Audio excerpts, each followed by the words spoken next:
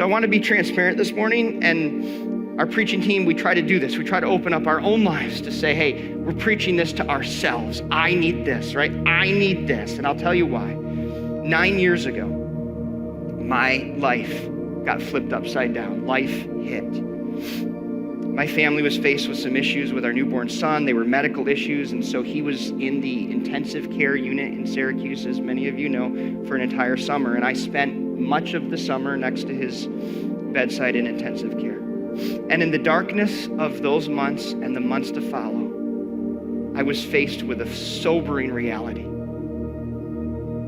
I found myself isolated. The people that I thought were good friends, many of them, not all, but many of them, were nowhere to be found. And I realized I've got to make some major life changes. And I began to invest in real relationships. And in the years since, what I've done is I've intentionally invited people in close to me. My family, friends, connect group, a mentor, staff teammates, church family. And here's what happened last month. Life hit hard again.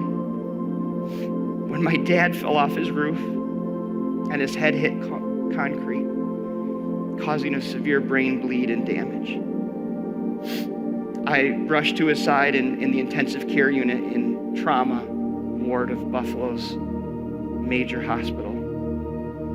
And I spent much of the last few weeks by his side, 24 hours a day, with about 90 minutes of sleep a night. And I did not feel human, but I felt loved. Because back here in Green, my Connect group was praying hard for me.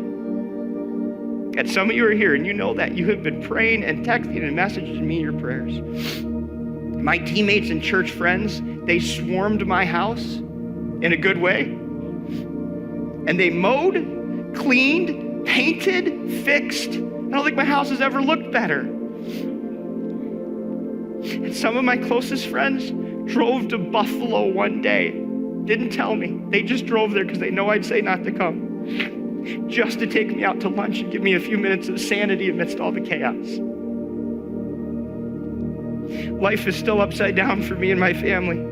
But in all the uncertainty and the fear and the grief of my dad's situation, I have been able to care for him because I have been cared for by other people. I have been loved. So right now, personally, I am emotionally exhausted. I am physically exhausted. But my friends, I am so relationally rich.